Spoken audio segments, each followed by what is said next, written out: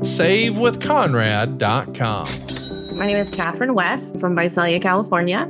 And for many years, my husband has listened to the podcasts. And so every time I am stressed about anything, he has said, well, we need to call Save with Conrad. We ended up in a situation where we thought this would be helpful for us. So we were struggling with some credit card debt that we had. We knew that we had some equity in our house that we could possibly access to get some cash out and refinance, consolidate some of those things. And so we were able to do that with this latest refinance that we did. It saves us so much on interest and really helps us out financially. Plus, we have a little left over to be able to do a few things around the house that we wanted to. And the money that we were paying into those things, we can hopefully start saving now. In that alone, we'll save $1,400 a month. And it didn't change our house payment, maybe even like $50 less. I feel like we're far away in terms of like the United States, but I don't feel that far away from you guys. I always feel like you're a phone call away, you're an email away, and always like available to me. Diane Raver is who we worked with. And every time I needed her, I was able to reach out and contact her, and she was always getting right back to me. I felt heard. I called with real concerns, and I really just needed some help and to figure out how to make this work. I never felt like I was getting this because you just wanted business. Like, I felt like you genuinely care about what I need, and you heard what I needed, and then you found a way to make that happen. And so I recommend you guys wholeheartedly. I feel like you'll be honest and helpful. And feeling heard is just what every person wants to have done when it's in a situation like this. My name is Catherine West, and I saved over $1,400 a month with SaveWithConrad.com. NMLS number 2129, Equal Housing Lender. SaveWithConrad.com. Hey, it's Conrad Thompson, and you're listening to Something to Wrestle with John Layfield. John, what's going on, man? How are you? Conrad, I'm doing fantastic. We got college football playoffs. We got Road to WrestleMania coming up. Netflix debuted this incredible show, Monday Night Raw. I'm excited, thrilled to death right now. We are excited to be back with you. We planned to be bringing you new content last week, but John, you got stuck like Chuck in the middle of nowhere in a snowstorm. Tell us what in the hell's going on, and where were you, and why were you stranded? Well, I got a New Year's resolution. Well, it's to hit the leprechauns with trash cans, and it's also to clothesline people. So I flew to Wisconsin, 875 miles to hit a leprechaun with a trash can. It was a very successful venture. Got him pretty good. And then I flew to Louisville for OVW with Al Snow, my dear friend, and Doug Basham, who used to be the cabinet, still a good friend. And I was on the tarmac, about to take off, already de-iced. They said, folks, we're going to go to a different runway. We're going to probably take off from there. We go to different runways. Snow gets worse. I'm stuck there 3 days. 3 days I'm stuck in Louisville. I think that's the longest I've been stuck anywhere. Everything was shut down. They had a flight going to LaGuardia. And I got to the airport and I said, listen, can you get me anywhere out of this going east? They said, we can fly you standby to LaGuardia, but you'll be stuck there. I said, well, I can get home from there. I can take the train. So I flew to LaGuardia, then finally got a standby down to D.C. So I'm 3 days in Louisville in a Hilton Garden Inn that was under construction with no restaurant. Yeah, I mentioned no restaurant because as you were stuck there, I thought to myself, getting stuck in the snow in the South is less than ideal. They'll close the roads. All the businesses will be closed. And if you're a visitor in a regular hotel room with no kitchen and no groceries, what are you going to eat besides snow ice cream that you make in the bathroom sink or whatever? And you said, yeah, there's no restaurant on property. So did you find a Waffle House, or were you on a steady diet of the same restaurant over and over? There was a Waffle House, I think, was owned by the cartels because it was not a really good clientele there. Okay. A little bit rough. The kitchen looked suspect, but they had good chicken fried steak and good fries and some glass iced tea that appeared to be brewed sometime within the last century. So it worked out fine for me. And then, of course, the gas station across the street had Quest bars and things like that. So it wasn't my diet suffered, but not like I'm a body guy. Well, we're glad that you're back with us. And listen, I can't believe this is real, but I think we have a clip of you and Hornswoggle. We got to see that. Let's take a look.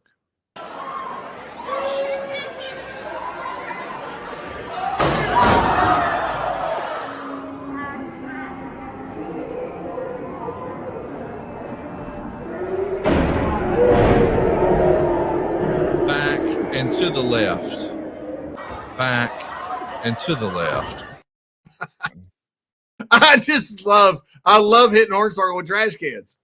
I mean, what a and the moment. trash can was actually really heavy. People wonder how I didn't sling it because it was like weighed like 40 pounds. So it was like the ultimate potato. So I took him straight to CTE. I took him straight to CTE. Well, we hope Dylan is feeling okay today. I don't. He's gotten himself in good shape too. How about that? Dylan Hornswoggle looks really good. He's got himself in good shape. He's got a wonderful young son who's playing sports and great shape, training to be a wrestler. Dylan's doing great stuff up there. He's got a great show that he runs. Got a lot of people in his academy that he runs. Dylan's doing absolutely wonderful. I love Dylan. Super fun crew to work with. Go check them out if you haven't already. Tell them that John sent you. ACW. It's a good time for the whole family. Speaking of the family, I know that you had a little bit of a family reunion at OVW. You know, one of your more famous moments in WWE history is not just hitting little people with trash cans, but running Rudy Boy Gonzalez back across the border. You did this on TV way back when in 2004, and you guys had a little bit of a reunion 20 some odd years later. How fun is that, man? When you get out on the road and make these appearances, it does become like a low-key family reunion, doesn't it? It is. That's the fun part about going back and doing this stuff. You know, during COVID, I got so bored and I just wanted to see people and do stuff. And now I'm getting to go out and see Rudy Boy. Rudy, it goes by the name Rudy Boy, runs an academy down there. His daughter was there wrestling. Hadn't seen him. I don't know if I've seen him since we did the skit 20-something years ago. You know, obviously I knew Rudy very well. And, you know, this legendary skit that so many people wanted to cancel me over, but it was just fantastic. It was great to see him. I put it out there on the social media, new friends in 2025, got something like 20,000 likes and 1,000 or 2,000 retweets. So yeah, it was a lot of fun to see Rudy. Good, really good dude. Wonderful young daughter that's getting into the wrestling business. Well, I'm glad that you're back at home and settling in. We're going to have a great show today. Our topic is Ask JBL Anything. It's one of our most requested topics. But before we get into it, I did think we needed to address the big thing that happened in wrestling at the beginning of this week. You touched on it. Raw on Netflix. Man, it felt like a major watershed moment for the professional wrestling industry and the company. There's been reports that there were 4.9 million people who watched the debut. Supposedly, at this point, there's more people who've watched that episode of Raw than Squid Games. It is the most watched thing in Netflix history. How much of this is real and how much of this is just hype, we're not sure. But what we know for sure is they had a lot of attention and they had a lot of stars. And man, was it a slick-looking presentation. I love the camera angles and the production, and it was cool to see the new building. I know that show was really introducing WWE to a new audience rather than advancing storylines. But it felt big, man. There's not another way to say that. Like when WWE wants to make something feel special, is anybody better at that than them? Not even close. There's not even a second. I mean, there's nobody close to WWE. And I mean, in all the world of entertainment. And I don't mean just in wrestling. I mean, in entertainment.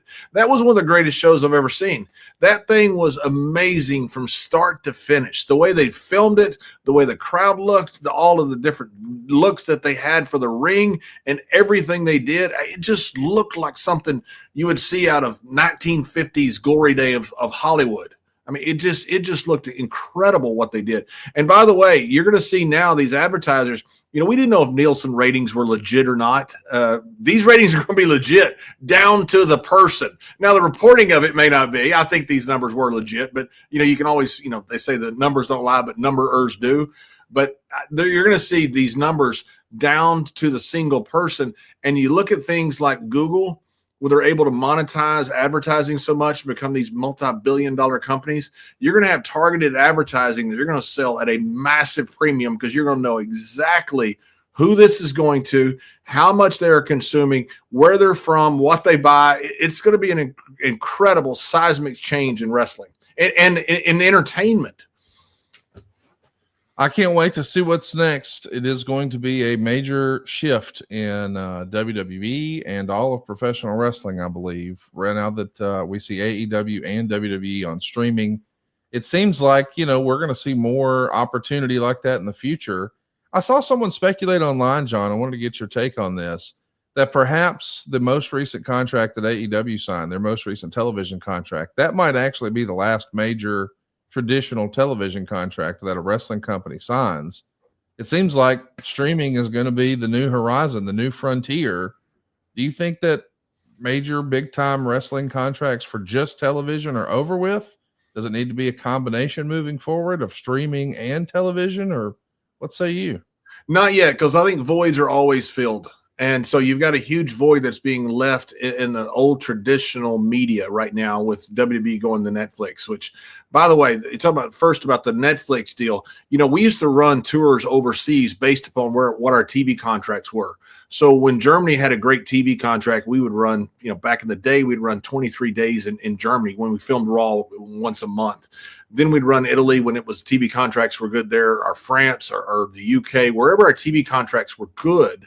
That's where we would run. And those things changed every few years. So you'd run a few tours to Germany. You might not go back because the TV contract changed.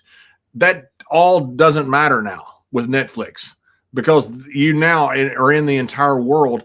And it takes away the fact that you had to run back in the day, you had to run pay-per-views in the United States because that was your biggest audience. And you didn't need it by time delay, do it in the UK or in Japan or Australia. But because spoilers would get out, it would hurt your pay-per-view sales in the United States. Well, now it's streaming. It doesn't matter. You can run pay-per-views or premium live events now anywhere in the world. You can run Raw anywhere in the world because now it's streaming. You get your revenue in a complete different way. This Netflix deal has literally opened up the entire globe for WWE. I think it's an incredible landmark deal. Now, as far as the legacy media, you're leaving a huge void here. I mean, something like TNA that's selling out everywhere. I mean, these guys will probably get a good TV deal because somebody wants wrestling that's not able to get it because WWE is going to streaming. And that's the 800-pound gorilla. There's a huge void left there. I think you're going to see a pretty good TV contract, and I hope you do, coming for someone like TNA. Yeah, man, that'd be great. We're all pulling for TNA, pulling for pro wrestling. That's what's great about pro wrestling is it becomes almost like an extended family. It's really just this big community, and everyone is sort of connected to someone else, not just in the industry, but fans too. And unfortunately, we just lost a big member of our wrestling family and someone who is really, really important to you that maybe some of our younger listeners aren't all that familiar with. If you just grew up and are listening today because of Bruce's stories, or maybe you just love JBL on TV, long before there was a JBL character, there was a young man just trying to break in the business. And his riding partner and a guy he looked up to is no longer with us. I wanted to give you a few minutes to tell us about Black Bart, man. Yeah, Black Bart is a guy that everybody needs in a dressing room. Bart was just Bart was everything. Bart was a great worker. And Bart could do anything as far as Bart could be in the first match and he could get over a guy that was just starting like me. They put him in a tag team with me. We were tag team champions in Texas. But Bart did so much more than that for me. Bart could be in the main event. Bart could carry the championship. You know, Bart was the ultimate, carpenter, as we used to call him. He could do absolutely anything. I mean, he could carry the company with the title. He could also put over a young guy that needs the push. And in the dressing room, Bart was one of the most beloved guys there is. I mean, anybody who knows Black Bart will tell you the same stories. He'd sit there with his glasses down on his nose, and he'd have a big trash can in front of him. He'd sit there, and he'd push his glasses up like the Longhorn, like that, put it on like that, have a big chaw in his mouth, take his chaw out, put it in his dip can, go wrestle, get his chaw out, and put it back in his mouth. There was nothing like Black Bart. Bart and I were really good friends. I love Bart. He's been such a dear friend to me. But Bart, when I would come into the sportatorium, those walls were paper thin. There's wood paneling walls. And you could hear my cowbell going. And I'd always ring it when I'd come in. And Bart would sit there and that trash can, he'd look down and goes, I hate the sound of that cowbell because that long, tall drink of shit Johnny Hawk's with it. Bart loves me. And I'd come and sit right by him and just mess with him the whole time. We had so much fun. Him and Murdoch were like the biggest, like this. They were so fun. I'm riding with Murdoch and Bart one day, and Murdoch is pinching Bart, on the chest, just pinching him. Yeah. Murdoch was a child, and Murdoch was awesome, but he was a child like the rest of us. So he's pinching Bart, and he's pinching Bart, on his breast. And so Bart goes, Dickie, I'm going to tell you. You better stop that. And Dickie goes, what are you going to do, you fat bastard? And Bart says, Dickie, and he pushes up the glass. He goes, I love you. Pull the car over. Hey, we're going to find a patch of green grass, and I'm going to teach you a lesson in respect. And he goes, but afterwards, Dickie, we're going to shake hands just like men. And so Dick says, you want to fight me? And Bart goes, I just told you, Dickie, find a patch of green grass. We're going to fight. Now, we're going to shake hands afterwards, but we're going to fight. I'm tired of you messing with me. And so I'm in the back seat. These are two legends. I don't know what to do. I mean, do I break them up? I mean, right. These guys are about to fight on the side of the road. And I'm like, oh my God, what in the world do I do? So finally we pull over. Bart gets out. Dickie shuts the door and drives off and leaves him. And I'm just sitting there in the back seat. I'm looking like, you just left Black Bart on the side of the road. I'm sorry, aren't you going to go back? My God. Oh, yeah, they were like children. They were the funniest two people. One time, Bart was convinced I'd stole his hat and coat. And so he told me, he goes, Johnny, I'm telling you, you played that pro football. You was trained by that shooter boy up in Minnesota, but I'm going to find me a patch of green grass, and I'm going to teach you a lesson, you greenhorn asshole. And I said, Bart, I don't have your hat and coat. I said, I don't. And so Bart's convinced I've stolen. Murdoch walks in wearing Bart's hat and coat. Oh, God. Wearing it. Bart turns to Murdoch and he goes, Dickie, I'm going to tell you, one of these guys stole my hat and coat. And when they find out who it is, I'm going to teach them a lesson. I'm going to whoop somebody's dadgum butt. Bart, he's wearing it. He's actually, we're all sitting there going, this is a rib. Dickie's wearing it. Bart was still threatening me for a minute. It was insane. Bart was just the most wonderful human being. I had so much fun with Bart. Everybody loved Bart. He was just a real pleasant individual. And people ask me where I learned to cut a promo. Whether I'm any good or not, I don't know, but Bart was. I used to listen to Bart cut promos every single night. You know, we had to do TV because back then you had to do promos for every single venue. So, all right, you got the Von Erich boys and Will Rogers. It's a cage match. Give us 2 minutes, go. And Bart would cut this hell of a promo. Then you say, okay, you got Murdoch and Rhodes, or you got Murdoch and Killer and Waxahachie. You got minute and a half, go. And Bart would cut this promo. We got to do like 15 or 20 of these every single night after TV. I just sit there and watch Bart and going, every promo was different. Every promo was entertaining. And it's kind of like Cornette, how you'd go off on this rant, screaming rant that somehow made perfect sense and tied back in at the end. And you're going, this guy's a freaking genius. This is really entertaining. So, yeah, so I hate that Bart had cancer for a long time. He fought like crazy. He's a tough guy, but one of the best human beings I've ever met. I'm certainly lucky that he was one of my friends, and also very lucky that I ended up in Texas with Bart, because he certainly helped me out tremendously in so many things. If you actually go look up your career on cagematch.net and you click on matches and you go and you see what is the oldest match that they have on record for you, it's John Hawk defeats Black Bart at a global television taping at the Dallas Sportatorium on October 9th, 1992. That's pretty crazy to think that, because I don't know that I would have guessed that you and he were even friends before we ever talked about him. And the idea that the oldest match that they can find online for you is you and Black Bart. How cool is that? Just awesome. I loved Bart, and Bart was so entertaining. I'm telling you, every dressing room needs a Black Bart. He was fun. He ribbed people. He didn't care if he got ribbed. Bart just wanted to be entertained. He didn't care if he was the butt of ribs. He just wanted people to have fun. I was out there working with him, and it was right after that match, and I'm out there. I think Akbar was either his manager or my manager, one of the two. And I roll out, and, back in the day, we didn't get smartened up to nothing. Brad Reingans was a terrific trainer. I love Brad. But they didn't smarten you up to Carney. They didn't smarten you up to finishes and vernacular and anything. They just kind of taught you everything about wrestling, but not the inner workings. So I'm out there with Bart, and his potato receipt was he'd club you on the head with this part of his fist, and he'd hit you like this. And I mean, when he clubbed you, it felt like it just broke every vertebra in your neck. He'd hit you so hard when he's mad at you. And so I've done something wrong. He clubbed me. And I thought, I've done something wrong, but I don't know what I've done wrong. I'm so green, and people didn't smarten you up back then. You had to figure it out on your own.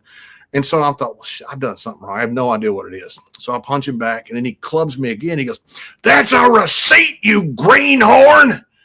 And I thought, well, shit, I don't know what a receipt is. So I hit him again. Now he hits me again. He goes, "It's a receipt." And he hits me, and he's almost knocking me out. And I'm like, what the fuck do I do? So I roll out of the ring. There's Akbar right there. And this is one of the dumbest things I've ever done in my life. I said, "Ak, what's a receipt?" And Ak says, "You greenhorn idiot." He goes, "A receipt means you're not hitting him hard enough. He wants you to receipt him as hard as he's hitting you. So when he says receipt, you got to pop him." I go, "Well, shit, I can't hit him any harder." So I went back in there, and that happened the rest of the night. Bart was so mad. He came to the back. He threw his branding iron down. He threw his bag down. He wanted to fight me. And I'm like, "Bart, I had no idea what I've done wrong." And then finally Bart found out that Akbar was the one that had told me what a receipt was. Well, rest in peace, Mr. Black Bart. I just can't believe the connective tissue that you had with him. And to think about y'all's age difference. I just looked that up too. I guess he's like 18 years older than you. And Yeah. so, when you're really learning from somebody in the business, somebody who's 18 years your senior, and that's a great place to start, isn't it? It really is. And Bart was one of those guys. Bart trained a lot of people. And I mean, trained a lot of people in the ring. So like Dusty, he told the story about Dusty. He wanted him to work with Dustin, but Bart did that with a lot of people. Bart got a lot of people like me and Bobby Duncombe Jr. and got them in the ring. And, he is the old school thing. He wouldn't tell you anything. He'd just get in the ring with you, and he'd try to explain things to you as you're working. I remember one time he had me in the corner, and he goes, "Fire back one time." So I fired back once, and the crowd popped, and I hit him like 6 or 7 more times in a row because I'm thinking, "Oh, man, I'm getting over." And he told me after, he goes, "You dumbass. One time." He goes, "Just listen to me." He goes, "It would have worked." And he explained to me why what I did was wrong. But that's how you learn. And that's how you learned back then, was guys like Bart being able to teach you. And I've had, I don't know how many matches. We were tag team partners. We worked against Bart and Johnny Mantel. I worked against Bart by himself. I had so many matches with him. And a lot of it was Akbar out there going, "Hey, we think this kid might do something. Please help him." And so Bart took me under his wing on purpose. But that's what guys like Bart did back then. You always had to have a guy like Bart who could train you guys on the job. And that's what Bart did. Well, shout out to Bart and his entire family. I know that making a living in the wrestling business is not only going to take a toll on him, but the entire family. And I hope that he's no longer in pain and he's at peace. And hey, Cody, let me tell you one quick thing. Just one quick thing about Bart. I want to give a shout out to all the fans out there that have done stuff for Bart, because this is important to me, and it's important to those of us that love Bart. When Bart had the cancer problems, he had like a $600 bill every couple of weeks, even though he had insurance. And so, a lot of us guys were helping Bart. And I said, "Bart, why don't you set up a GoFundMe?" And I wasn't interested in setting up the GoFundMe for money because we were, helping Bart. So the money was going to be taken care of. But I wanted Bart to see the fans reach out to help him, because Bart was professional wrestling 100%. Everything in his life was about professional wrestling. And he was real hesitant. I said, "Bart, what's your hesitation?" And he said, "Well, Johnny," he said, I set up a GoFundMe a few years ago and nobody gave anything. And I said, "Well, Bart, things have changed. When you set it up, you probably didn't have the ability to promote it, and people were different back then." I said, "Let's set it up again." Okay. And I said, "Let's see what happens." So I had arranged with some other guys, James Beard and several other guys, we were going to make sure he had funding from the GoFundMe. We were going to, if we had to put it under pseudonyms and put it in there, we were going to, make Bart feel good. We didn't have to. Fans reached out in droves. I mean, people were giving $5, $50, $100 to help Bart with his cancer treatments. Bart called me in tears. I mean, it was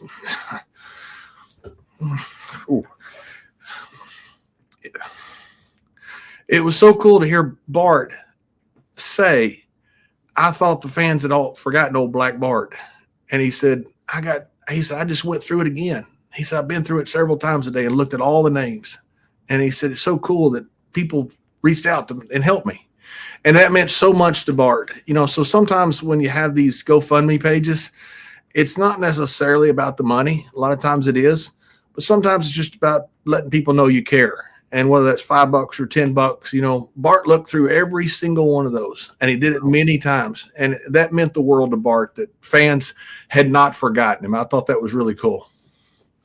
It's super cool, and we won't forget Bart. And maybe if you didn't grow up watching Black Bart, I just want to remind you that a lot of your favorites drew a lot of inspiration, not just JBL here today, but Dustin Rhodes tweeted out last night, Black Bart taught me a ton in my younger years. Loved him to death. He will be missed. Hashtag RIP.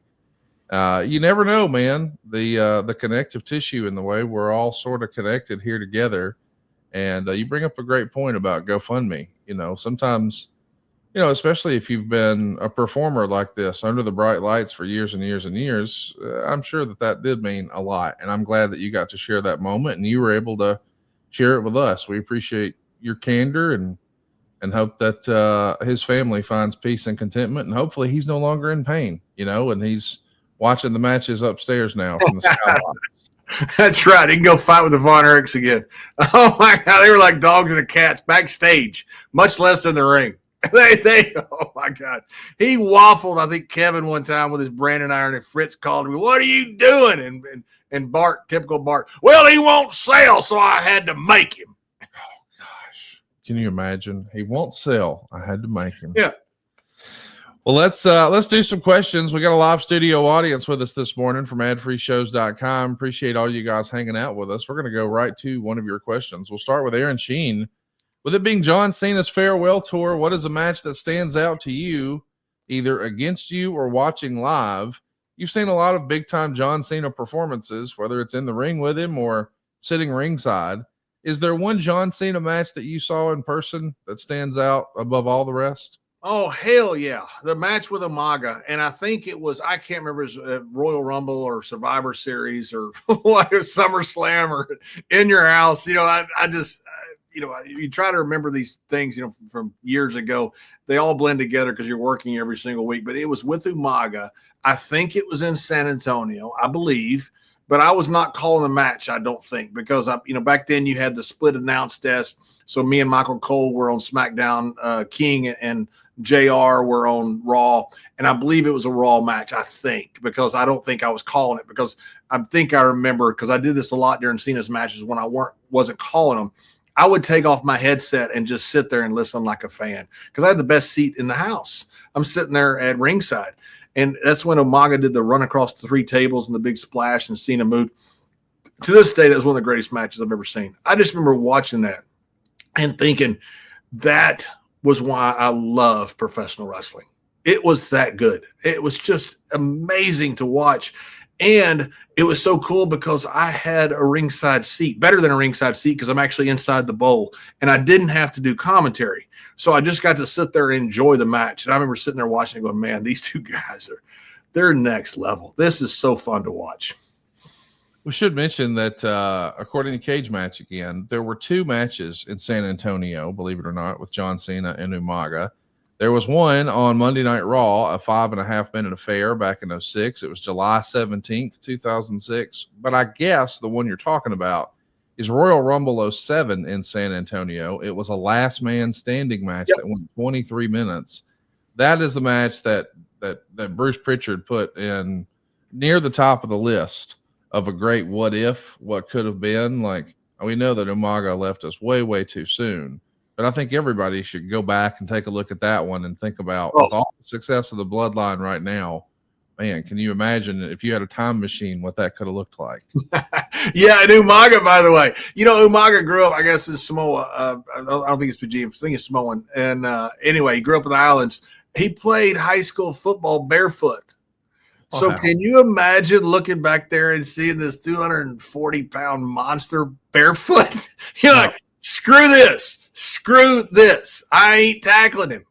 He was a super I remember one time we were in a elimination chamber or something, and he stepped on the grate, and I knew this story about him, and he stepped on the grate, and I could feel him flinch a little bit with his feet, and I thought, if that tough son of a bitch is hurt, don't open this freaking pod. I'm like, fuck, I ain't coming out. I am not coming out. And some fan at that time yelled, "Hey, JBL, you fat ass, what are you doing in there?" And I looked around. I go, I don't know. I'm scared to death. It was shocking to see Umaga sell the great. But what a match, and what a great worker Umaga was. Well, and what a great product Stopbox is. I'm a big believer in this one. Listen, if you're going to have a weapon at home, if you own a handgun for self-defense, your storage likely fits into one of these two very frustrating categories. It's either locked away, safe but out of reach for anyone in an emergency, or it's unsecured, leaving it vulnerable to anyone. Well, Stopbox USA saw the problem and designed a groundbreaking solution, the Stopbox Pro. With the Stopbox Pro, you'll never have to choose between security and readiness again. Its ingenious push-button locking system gives you fast, reliable, easy access when every second matters, without the hassle of keys or the reliance on batteries.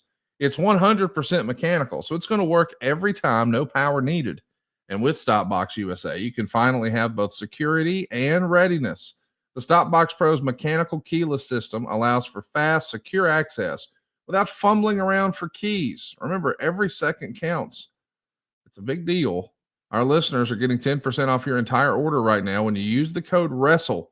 They're also going to give you a buy one, get one free offer with their Stopbox Pro. So that's 10% off and a free Stopbox Pro when you use our code WRESTLE at shopboxusa.com. By the way, all the Stopbox products are proudly made here in the USA in their own facility. Not only does this ensure the highest quality craftsmanship of every product sent out, it also creates meaningful jobs and opportunities for American workers. Traveling is going to be a breeze now with Stopbox Pro because it's TSA compliant. So you can securely and conveniently transport your firearm through checked baggage whenever you're doing some airline travel. I also want to mention that Stopbox Pro has you covered with a whole range of other innovative products, including their vehicle safe, the chamber lock, and a whole bunch of other cool gear. For a limited time only, though, our listeners are getting this crazy deal. Not only 10% off your entire order when you use our code WRESTLE at StopboxUSA.com, but they're also giving you a buy one, get one free on their Stopbox Pro. So you get 10% off and a free Stopbox Pro. Just use that code WRESTLE at StopboxUSA.com and discover a better way to balance security and readiness with Stopbox. Let's do another live question here from our live studio audience. Coach Rosie wants to know, Mr. Layfield, would you like one more crack at John Cena on his farewell tour? Of course. Yeah, because I think the world of John. And I was so happy that I was part of John's, formative career. I don't take any credit for anything John did. John would be exactly where he is now, with or without me. I'm just glad that I was one of the ones that was there at the start. But John's such a great guy. I mean, everything about him. I mean, the more you know about John, from his Make-A-Wish, what he does, to how he interacts with fans, to how he interacts with talent, what he's done for talent. I mean, it's just amazing. So would I? Yeah, of course. It's not going to happen, by the way. There's absolutely zero talk of it. And he's got much bigger fish to fry. There's so many great matchups out there for John. I hope he wins the title. I think it'd be cool to see, it's like the 4-minute barrier in the mile. You want to see it broke. It's this legendary, you want to see Judge break Babe's record. You want to see stuff like this happen in life. You don't know when it could ever happen again. Randy looks like he's getting up to that point where he may be the guy that breaks it as well. But I'd love to see that. And I can't wait to see what all John does in the next few months. We're about 3 weeks away from the Royal Rumble. I'm just thinking he's already declared that he's there. If a white limousine with horns was there and there was a clothesline from hell one last time, I'd be for it. I'm just saying. Kelly Cox is with us here live, and he wants to know, how did you feel about Cena replacing the undisputed title belt with the spinner? And were you surprised they continued to keep that design for so long? I had no problem with it. Storyline wise, of course, my character had massive problems with it, but the traditional guy. Now, the good thing about it is, as you can see up here, I've got the original title up there. I don't know how to get there right there. There you go. The original title up there. And I actually think that may be the title. I'm not sure. I think I ended up with it. I'm not sure they know I have it. So they do now. but they may ask for it back. I had no problem with it. Everything changes. And Cena was so popular and he was going to a different crowd. We're trying to get out of the Attitude Era and go into this G-rated era. I thought it was perfectly fine. I thought it was great. I had no issue with it. Now, my character obviously had huge issues with it because JBL is JBL. Chris North is with us here live, and he says, a lot of us have been seeing the stories of you bringing rugby to underserved and underprivileged kids. What sparked your interest in rugby to begin with? Yeah, we've never really talked about that. How did you get into rugby? How did this all come to be, John? I went down to the South Africa for the 2010 World Cup, the football, soccer, depending on where you are, what you call it, a World Cup. And I got a chance to go because my wife had done some things in finance, and she was invited down there to the Rugby World Cup, and I got to go with her. You know, I was like the Stedman for Oprah. You know, I was carrying her bags. So like we walked to a red carpet, and I immediately like walked to the camera. Then I realized they had no interest to talk to me because it was all about her. So it's just, I really thought, hey, I'm Stedman, which I've met Stedman before. He's actually a very nice guy. We have a lot in common, apparently. But we were down in South Africa, and we were going to go to Robben's Island, and we were going to go with Nelson Mandela. I mean, I never got to meet him, Diba, you know, but we were supposed to go with Mandela, but that's when he first started getting sick. And so he couldn't go that day. So, I mean, God, Lord, man, I almost got to go to Robben's Island with Nelson Mandela. And so he couldn't go, but Desmond Tutu went. So I went with Desmond Tutu. It was a wonderful experience, incredible experience, seeing the cells they were in, talking about the prisoners, that the guards that they dealt with, how Mandela handled it, how Mandela said hate has to skip a generation. He wouldn't allow retribution to the prison guards. So I got back. I got all this in my mind about this incredible experience, but what an unbelievable point in time and heroes that came through like Mandela and Tutu. And the Desmond Tutu and some others are going to the shanty town that's right outside of Cape Town, that huge shanty town, to look at this program called Mighty Milers the next day. It was a running program to help kids get educated and get them out of the shanty town and give them job opportunities. So they said, you want to go? I said, I'd love to. So my wife and I went with them, Minister Tutu. And when we got back, I just moved to Bermuda, and I'd seen all these problems with gangs. So I called a guy, Nick Keller, who ran Beyond Sport. And I said, how do you set up a program to work with kids? And he goes, well, you need a program that's easy and cheap to run, something like soccer or rugby. And I said, well, I don't know anything about soccer, football, as they call it in Europe. And plus, they had legacy issues of drugs and gang use in Bermuda because they'd been there a while. Football was rugby was pretty much a white expat sport. The local kids didn't play it. So I was able to introduce a sport to the island and get it in the schools that the kids didn't play. That way I could put my own procedures and standards around it to hopefully help these kids. And so we started up a rugby program. I knew nothing about rugby. I watched it some, but it all we hired a wonderful young man, Patrick Callow, out of Northern Ireland, that was a coach. We got it in every single one of the schools. We had a 100% graduation rate for the kids there, 100% non-incarceration rate.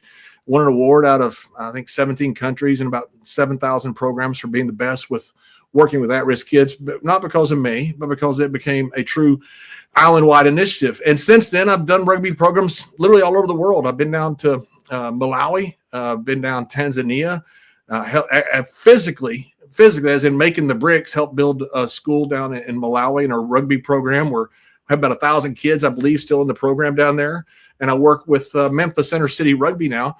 That is one of the best, has just been named the best by Spotlight, I believe it's Spotlight or Searchlight, whatever it was, Paul Tudor Jones' old program that evaluates charities.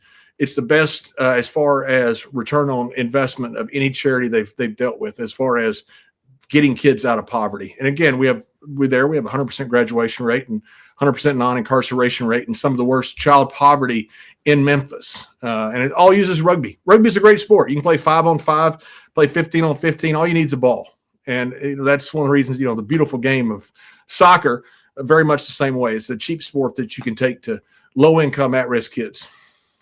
Look at you, dude. Good guy, John. I thought you were a heel. What the fuck? Don't tell anybody. It's a secret.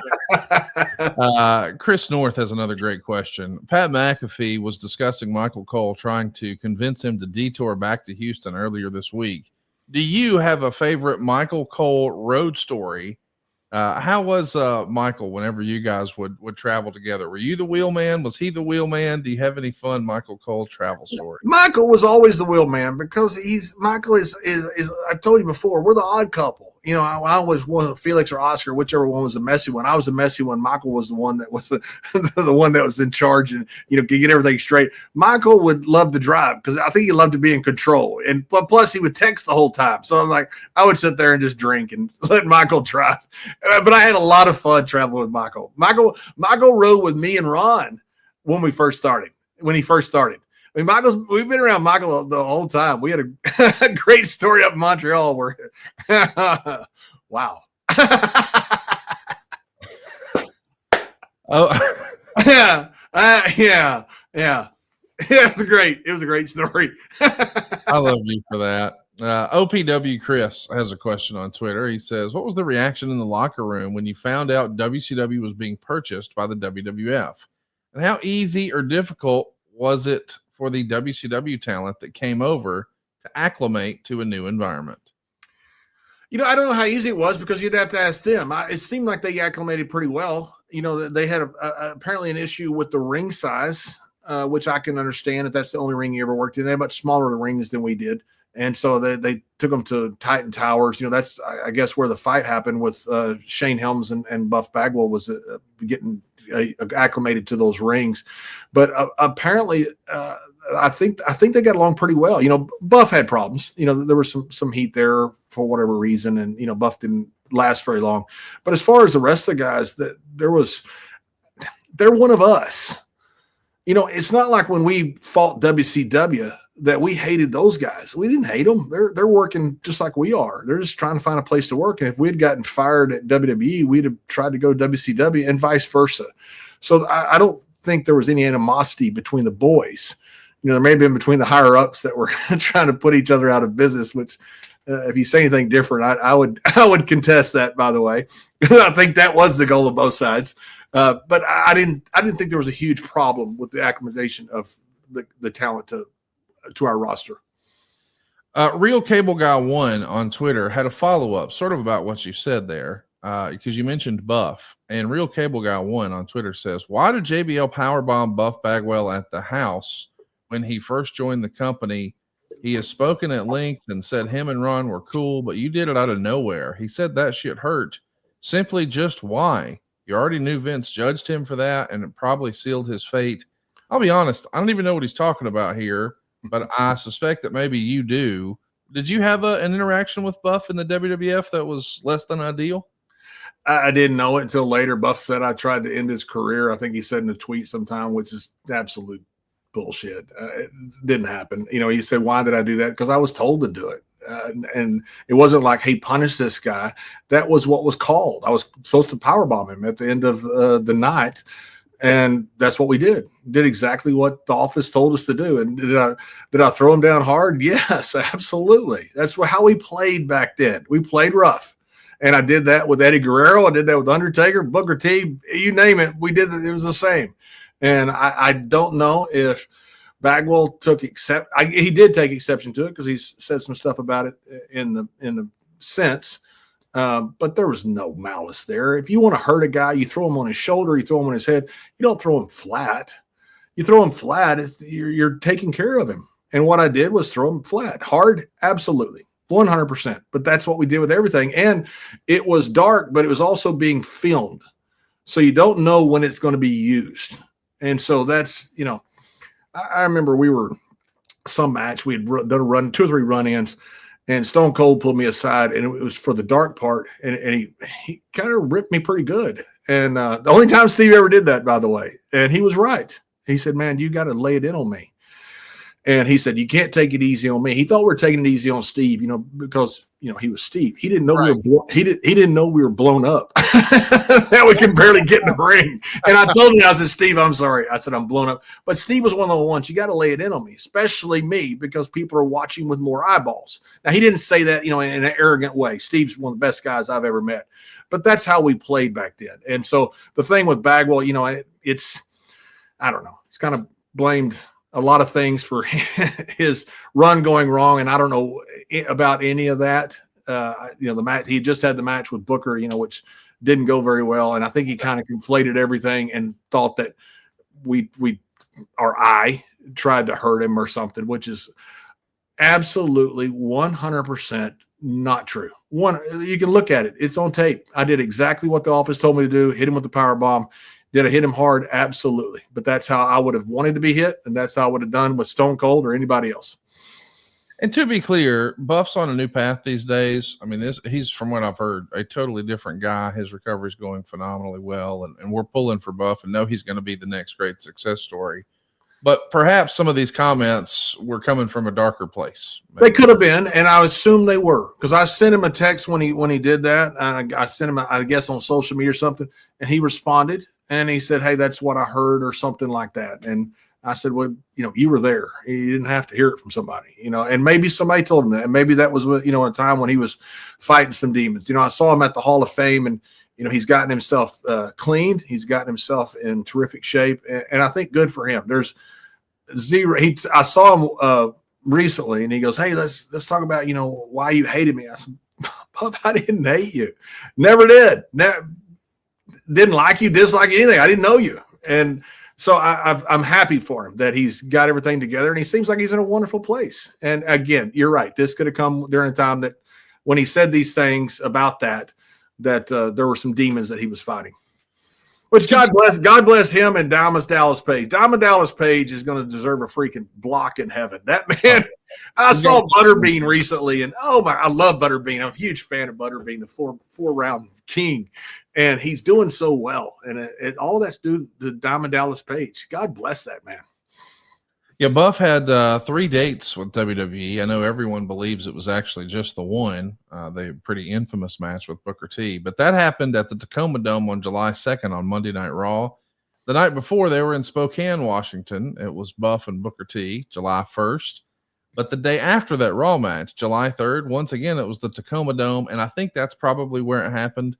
It was Booker T and Diamond Dallas Page, and then there's a big schmoz with lots of running. It could have been. I'm conflating. I didn't know if it was the same day that you had the match or not. And you're right, because I think after the match, we were talking to Booker, and I think it was the next day, but look, it was a long time ago. It was a long time ago, but it was I think when people think about Buff and WWE, they think it was just one day. It was 3 days, 2 matches against Booker T, and then a run in on SmackDown. And that was all she wrote in Buff and WWE. But the last chapter on Buff has not been written yet, and it will be a good one. And Buff had a great look. Buff had a great look. He was. I didn't watch a lot of WCW, but like I didn't watch ECW. We were working every night. It seemed like he was a good worker, and I say seemed. I'm not taking a shot at him. I didn't see him work that much. I would see his character some, some clips, back before we didn't have social media back then, but whatever you would see it, and he could talk, and he seemed like a fit. And I don't know what happened. I wasn't part of, wasn't there when whatever happened with Shane Helms. I wasn't there in the ring when whatever happened with Booker. So I don't know what all happened. Well, I know what needs to happen, and that's Mando. You need some Mando in your life, boys and girls. If you haven't already, what are you waiting for? It's been clinically proven to control odor better than just a shower with soap alone. 12 hours after a shower, the average man's grundle odor is a 5 out of 10. But with Mando, the average grundle odor is a 0 out of 10. It's America's #1 whole body deodorant, and you need to hook it up right now. You're going to be so glad you did. Mando is good for everywhere. And when we say everywhere, we mean everywhere. Yes, your pits, your balls, your thigh folds, your belly buttons, your butt crack, your feet, whatever you got that's stinking, man. This was created by a doctor who saw firsthand how normal BO was just being misdiagnosed and mistreated. This is clinically proven to block odor all day and control odor for up to 72 hours. You've just got to try Mando. You can do it in either a solid deodorant stick form or even spray deodorant. Either way, we're talking all their products are baking soda free, they're paraben free, and the spray deodorant, yes, it is aluminum free. It's formulated and powered with mandelic acid. What does that mean? It means it stops odor before it starts, and you even get to pick what you want to smell like. How's some bourbon leather? What about the Clover Woods? What about Mount Fuji or Pro Sport? You can even find Mando at Walmart, Target, and other major retailers across the country. But for the best deals, go right now to shopmando.com. That's where you'll find the Mando starter pack. It's perfect for new customers. You get that solid stick deodorant, you get cream tube deodorant, you even get 2 free products of your choice, like the mini body wash and the deodorant wipes. You'll even get free shipping. And that's a special offer for our listeners. New customers can get $5 off a starter pack with our exclusive code. That's like 40% off your starter pack when you use the code STW at shopmando.com. That's SHOPMANDO.com. Please support our show and tell them we sent you. We want you to smell fresher, stay drier, and boost your confidence from head to toe with Mando at shopmando.com. Promo code STW. We got another one here from Gil Boldberg. I screw that up every time. He switches it around. Gil Boldberg? Yeah, wow. What a tongue twister.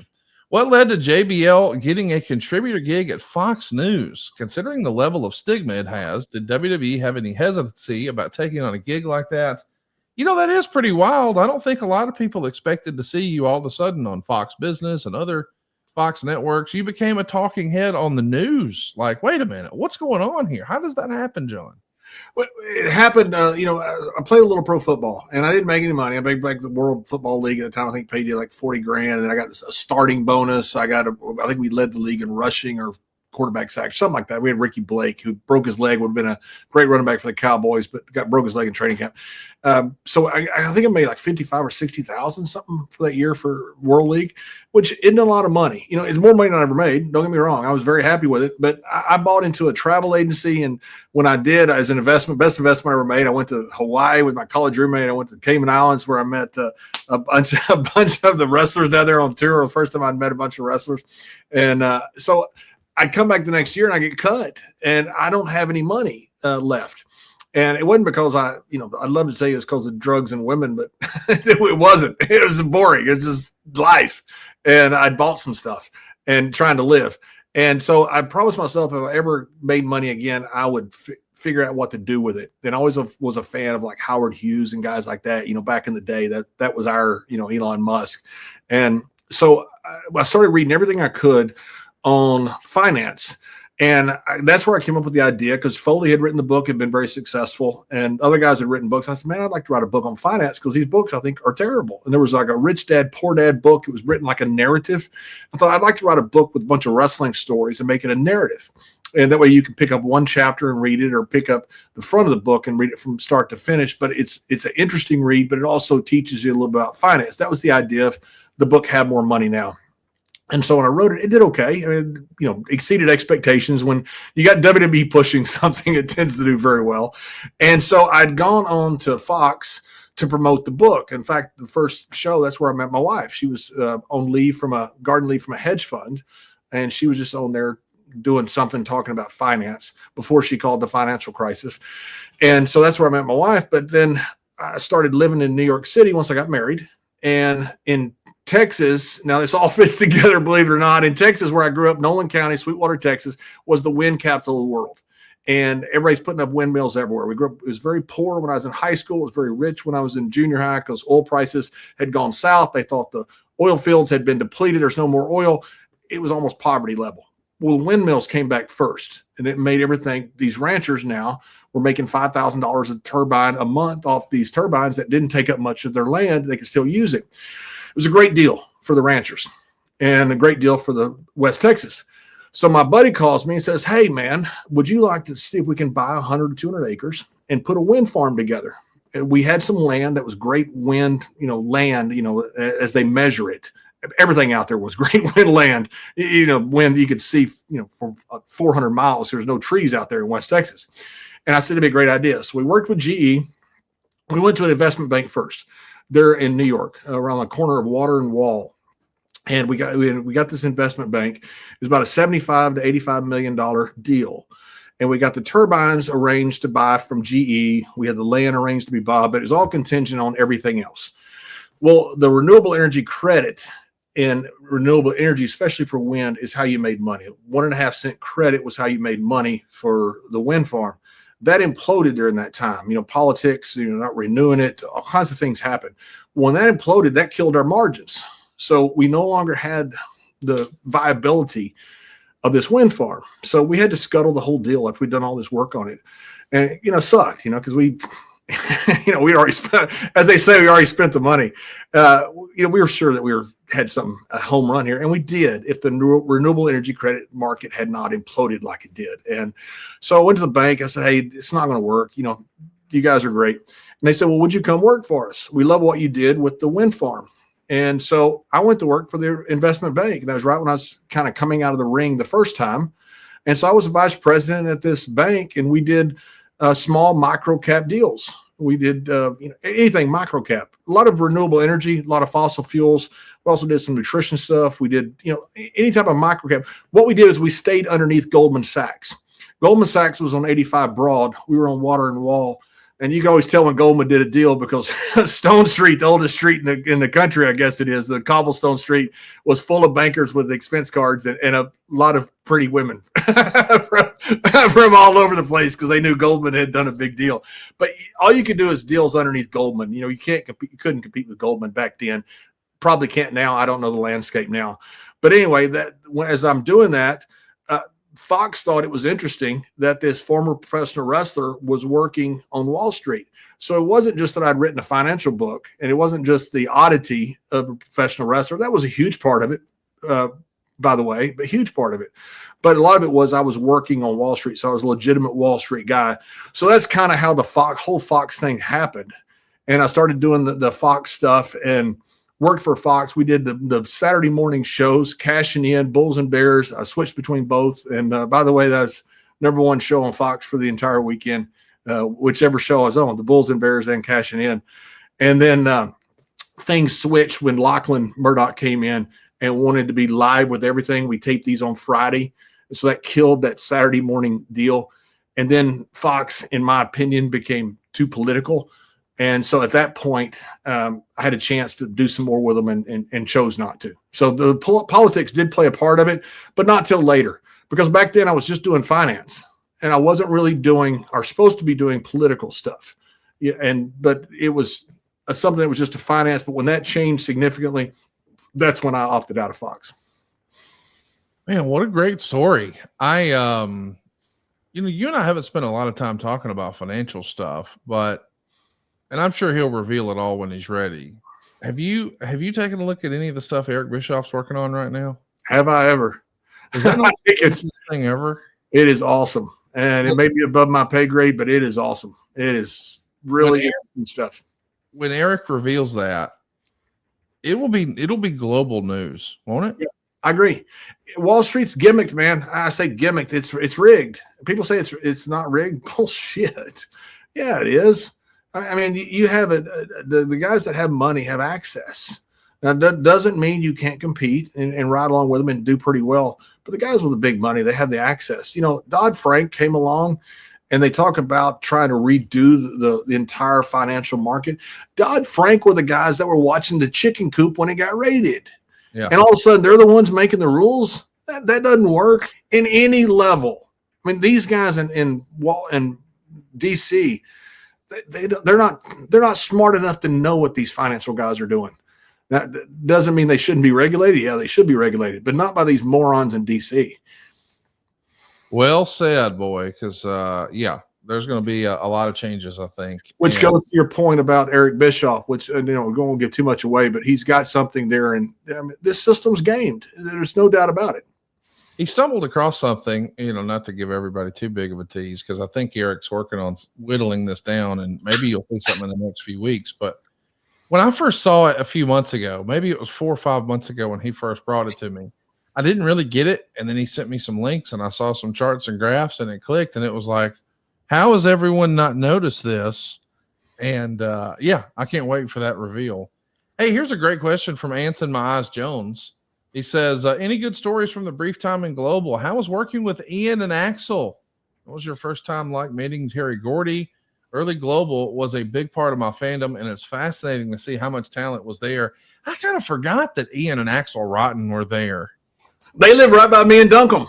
And when I say Duncombe, it's Duncombe Jr., obviously, not Mr. Duncombe, and Bobby. And they live right by us. And we had an apartment. We always joked about they check you for weapons when you went in. If you didn't have one, they gave you one because it was rough in there. We lived past the freaking hood. Murdoch goes, I ain't coming down there. I need a freaking gun to get to your apartment. It's all we could afford. And Ian and Axel lived just right down the same apartment complex from us, just right down there. Good guys, just trying to make it like me and Bobby were. We had a lot of fun. I mean, Global was awesome, man. You had some incredible talent. When I was there, I still got to work with the Von Erichs and the Freebirds. Now, years past their rivalry, but they were still drawing houses, and back then drawing was different than what it was during the heyday of the Von Erichs. Basically, we're giving away everything for free and making money off concessions. Literally, that's what it was. You had to pay for parking, and you had to pay for concessions. So they're giving tickets away for free. So we're sold out all the time when we had a good show, but people weren't paying, but they had to pay in different ways. You didn't run into Bruce at all in Global, though, right? Y'all just missed each other. Nope. I sent you that boxing match. It's the worst match in the history of wrestling that he did with James Beard. But we got to watch that one day here on YouTube. Oh, my God. We got to watch that. Gerald Briscoe, I think, has watched it 20 times. It's outstanding. We'll push a link out through social. It was great in Global. I grew up as a Global fan, not a Global fan, Sportatorium fan. And so these were still the same guys that I watched growing up. Bill Irwin was there. Johnny Mantel was there. The Von Erichs were there. The Freebirds were coming in. Akbar was there. I got to room with Gary Hart on the road. I mean, it was so cool to be around these guys that had drawn so much money in Texas and were still there. And it was a good place. My first night, I went out with Manny Fernandez and Butch Reed till about 4 o'clock in the morning. I thought, oh my God. It's not like they're going to scare me. I'd been pretty wild in my football days as well. So it wasn't, those guys were a different level. It was one point Manny, who threw a guy through a window in our local bar there, and I think it was Garland, somewhere in Dallas, Texas, threw a guy through a window. Manny was wild. And then him and Butch, not that night, it was a different night. At the end of the night, they cut us off, and Manny just grabs the beer mugs and just throws them over his head and hits a bunch of people. And it's just, I thought this is quite strange. I think I'm going to do well here. He's looking for a fight to throw him over his head. 100% he's looking for a fight. Manny loved to fight. I mean, loved to fight. He was good at it. He was good at it. Jay, cold_insomnia on Twitter says 3 current wrestlers from any company today that JBL would love to have had a feud with during his time. When you think about, when you're in your wrestler prime, if you will, and you had a time machine and you could mix it up with somebody you see out there today, who would be on that short list, John? Short list, Cody Rhodes, no doubt about it. He's the guy. He's the face of the company, but also the size difference. I worked really well with guys that I had a size advantage to. I understood that very well. Also worked, I thought, pretty well with guys that I had a size advantage with where they were much bigger, which there's not a lot of people. I was 6'6", about 280. So, I was one of the bigger guys, but, you had Big Show, you had Undertaker and Kane. You had some guys like that, that I really enjoyed working with. But Cody Rhodes, I mean, that would be so fun.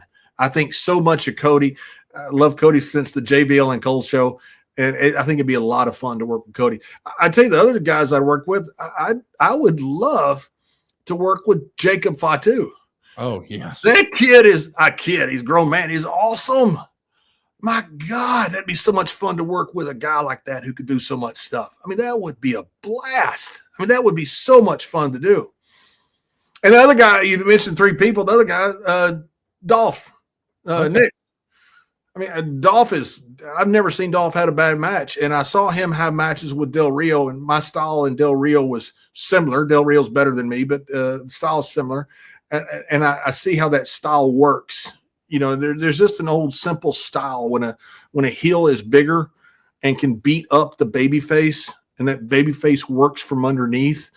And Dolph has such incredible fire and is so talented. I think we could really have some good matches. That brings up an interesting question. Nick wants to know, was there a style of wrestling or a wrestler that you enjoyed working with the most? I've heard a story about Lesnar really enjoying smaller / super athletic types like AJ Styles and Bryan Danielson. Is that the same for you, or do you prefer a different style? No, I styles work, and I worked some with Brock. I'd love to work a program with Brock. Just didn't work out. When I had my run, Brock was off, winning a UFC championship. So it never worked out. Then I retired and did commentary. But, man, it would be so much fun to work with Brock. He's so freaking talented. And he's safe because he's so freaking strong. I loved working with Mark Henry. I had a decent time with Jeep Swenson back in the day. It was fun for me to work with the big guys because it was something completely out of my norm. Normally I was a much bigger guy, but it was so much fun being that guy that could sell guys. I've always thought, man, I'd love to have worked with San Martino. I mean, that would have been awesome, man, to work with that big, tough guy. I'd love to work with Magnum TA. That's my dream match of all time. Big, tough guy like that could work. I loved those guys like that. And then I also liked the other way, the Rey Mysterios. Okay. You had to make them work from underneath. And guys that had a lot of fire like Ray, man, it was just heaven being out there with those guys. But you do prefer working as a heel. Oh, yeah. I'm sorry. I didn't know the question was just about No, it wasn't. I'm just saying, like, if you're going to be working a smaller guy, it's always you're the heel. And that I was a terrible baby face. So yeah, I was horrible. I don't know if I was any good as a heel, but I was terrible as a baby face. What a great line. Smokey wants to know who has the best lariat in the business currently, outside of JBL himself, of course. That's interesting. I've seen, Raquel has a pretty good clothesline that I've seen. I saw the old school guy in OVW. I can't think of his name, with the mustache and the real good throwback. It's interesting. I've tried to teach the clothesline that I have to people. It's never worked. I took Luke Harper aside and tried to teach it to him. And I think I know how to explain it, but obviously I don't, because I couldn't teach it. I showed Baron how to do it, and Baron's a really smart guy and an athletic guy. So is Luke Harper. And I never could explain to people how to do it. And I don't know why I can't. I feel like I can tell you exactly how I do it, but I've never been able to give it to somebody to do it. And I learned it in Japan over a 4 or 5 week tour from Kendo Nagasaki, because when I went over there, I was basically using the Barry Windham lariat, because Gary Hart had done me a favor and said I was Barry Windham's cousin, because I'm from Sweetwater, and Mulligan claimed he was from Sweetwater. Always hated that because I didn't want to pretend I was Windham's cousin. I always wonder if I had heat, which Barry had never even heard of it. But because of the look of Barry Windham, I used the lariat. And so when I got over to Japan, Kendall said, you don't do it very well. And so every day I would do it different. Every night I would do it different. And Kendall worked with me over a 5 week tour, and I developed it over 5 weeks and developed something pretty unique. But I've never been able to teach it. And by the way, you had a question about Gordy earlier. Gordy's where I got the clothesline. Okay. Terry Gordy threw the clothesline almost exactly like I throw it. I throw it like he throws it. In fact, I was working with Gordy one time, and I thought, this son of a bitch is stealing all my stuff. And I'm sitting there thinking he's doing all my moves. I'd forgotten that I'd stolen it from him so long before. I'm literally getting hot at Gordy because he stole my stuff. And I'm like, what the fuck? I'm right here. I'm right here. So great.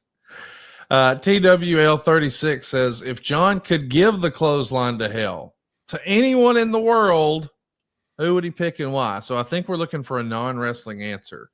So you're going to give this to a non-wrestler, maybe. Who would this be? Wow, there's a few. There are a few politicians that I really dislike on both sides of the aisle. There's a few people out there that I'm not sure I want to give any press to by even mentioning their names. That's how much I dislike them. So I don't dislike many people. There's just a couple out there. But I see it all the time. People send me stuff, from soccer games or from rugby games or something, or basketball games, going, hey, does this clothesline work? And so it's pretty cool to be known for it, at least. Boy, here's a question that I've gotten 182 times since you and I started doing the podcast. B at LFC fan 1982 on Twitter says, why is John always portrayed as a bully? When listening to him on the podcast and how he handles himself overall, I think most of us have a different opinion of him now after listening to these podcasts. You know, that is something that I get peppered with all the time since we started doing this show. Man, I decided I would never listen. And then my friend said that, no, you should listen. And I hated him, but man, I really like him on the podcast. And I've always felt like when I first met you, like, man, what a great job you did at portraying that character on TV. But I guess there is this narrative out there where, you know, tell a friend, telegram, tell a wrestler, whatever it is. And so now these legends just grow and these stories take on a life of their own. But if I was a heel, I don't know that I ever would have tried to change that narrative. Oh, you mean I'm an asshole? Well, I wanted you to boo. I don't think I'll challenge that. Keep thinking I'm an asshole. Is that what happened, or is there more to it than this? I think there's probably more to it, but that's a lot what happened. You know, and there's a couple things. One, I was always a heel, so I didn't want to correct people and say, oh, by the way, I'm a good guy. I think you just come across terrible when you say that. I think it kills any type of heat you have. So, I mean, there was a story a while back that I was mean to Chris Kanyon because he was gay. And there's a couple real issues with that. I mean, number one, I marched in the first gay pride parade in Bermuda. I'm a huge advocate for equality in gay marriage. I don't care who you marry. Ain't none of my damn business. So that's a big issue. A bigger issue was no one knew he was gay. Right. He was there. No one knew. You know, people talk about, you know, the Undertaker did this or then that. Nobody knew. You know, and nobody would have cared, by the way. I mean, absolutely 100% wouldn't have cared. But if I come out and say, oh, wait a minute, I'm really a good guy. I marched in the gay pride parade. I'm actually for equality. And all of a sudden, you just look like a freaking douche by trying to defend yourself or rewrite history. And so a lot of that is, that's me not taking anybody to task over it and letting stuff run rampant. In some cases, even fueling the flames a little bit. And some of it could be true. I'm not trying to rewrite history. I'm not trying to rewrite my legacy. Whatever I did, I did. And, you know, I hope I wasn't an asshole, but if I was, I've apologized to most people. As you live long enough and you have a good time, you do things that you regret. But a lot of these things, you know, some are myth, you know, and some are just, you know, it's me not wanting to get into a fight on Twitter and say, hey, I didn't do that, or I did do this, or anything about that. I want to be clear too. You know, we just talked about the Mauro Ranallo circumstance a couple of weeks ago here on the show, and I knew what really happened when it happened. And you and I, you know, I don't know that we ever even had a real conversation, but we know that story was about someone else. That was never about you. But the online narrative became that it was about you, and you never corrected it because that would have meant. And anyone who's listened to this show for more than 2 episodes since you've been with us knows that you're not going to throw anybody under the bus. Nope. What you're not going to do is stooge off anyone or fade the heat to anyone. And it is what it is. So you just took the L on that one. And the people who know, well, that's not true. Ask Mauro. That's not what happened. Right. But the internet went crazy with it. But because you didn't say, oh, no, actually, it wasn't me. It was so-and-so. Which is what respectfully a lot of other people would do. You just took it on the chin and it just grows. And I don't know. I don't think you've been given a fair shake. And I think the listeners of this show now realize that. That's very kind. And you know, a lot of it was, you know, we ribbed incessantly. And a lot of it, I outgrew my generation. I outlived my generation. You know, our generation, we ribbed all the time. And we thought it was fun. You know, and was it hazing? Could have been. Yeah. It might have been. Was it too strong? Of course it was at times. Anytime you do stuff like that, inherently you're going to get too strong. But I didn't care if I was the one being ribbed. I'm like Bart a lot in that respect. You know, I didn't care if I was the one being ribbed. I didn't care if you were the one being ribbed. I just wanted to be entertained. We were bored. We didn't have internet. We didn't have a lot of stuff. And so a lot of that just came about by, you know, I think people misinterpreting. I don't know that. I don't know that for sure. The only person you can talk to is the people that have made these claims. And again, I've never wanted to address the claims because you look like such a douche when you go, oh, hey, listen, that didn't happen. And it looks like you're apologizing for stuff. And I didn't think that was what I want to do. It's certainly not what I want to do. You know, I can spend a lot of my time trying to correct the perception of people I don't know on the internet, but that's not going to change my life at all. You know, the only thing that's going to change is, you know, what I'm doing next. And I've always had kind of this forward-looking thing, and I've never really cared, you know, what people have said, but sometimes to my detriment, you know. And again, sometimes the true story involved other people, and I'm not going to put that out there because I'm not going to throw anybody else under the bus. There were things I took heat for because I didn't want anybody else to take that heat, because I thought, I'm not going to do that to a friend. And I took heat that was more than what I should have taken. But not more than I should have taken. It's what you should have taken because you're a friend. Well, we also know just how this clickbait society works. I mean, you know, the reality is, what video is going to get more clicks? Buff Bagwell saying that you hurt him and stiffed him and took liberties with him, or Buff Bagwell talking about your charity work with sports programs for underprivileged kids and marching in gay pride parades. And I mean, it's just, you know, it is what it is. And some people just have a hard on for you, and that's okay, because hopefully they used our promo code and they went to BlueChew.com. Have some better sex with BlueChew, why don't you? BlueChew is the original brand offering chewable tablets, and these erection enhancing tablets help men achieve stronger, harder, and longer lasting erections for sexual activities. BlueChew is putting its money where its mouth is, and now they're giving you a month free. And the process is simple. You just sign up at BlueChew.com, consult with one of their licensed medical providers, and once you're approved, you'll receive your prescription within days. BlueChew's tablets are made in the USA, prepared and shipped directly to your door, and you can take them anytime, day or night. So plan ahead or be ready whenever an opportunity arises. And the best part? Well, it's all done online. That means no visits to the doctor's office, no awkward conversation, and no waiting in line at the pharmacy. Make life easier by getting harder and discover your options at BlueChew.com. We've got a special deal for our listeners. Try your first month of Blue Chew free. Just visit BlueChew.com for more details and important safety information. And we thank Blue Chew for sponsoring today's podcast. Here we go. We got another question. Conrad, you know, one thing that you brought up is so true is, you know, I would use a lot of that, especially back in the day, as fodder for being a heel. You know, we would always, you know, like I threw Miz out of the dressing room. I wasn't even there when Miz got thrown out of the dressing room. But storyline wise, I took credit for it. Why not? So for years, people go, "Why'd you bully the Miz? Why'd you bully the Miz?" As Davey Boy would say, I wasn't even there. I really wasn't. But when he got thrown out of the dressing room, which did happen, they gave me credit for it because it was fit into my character.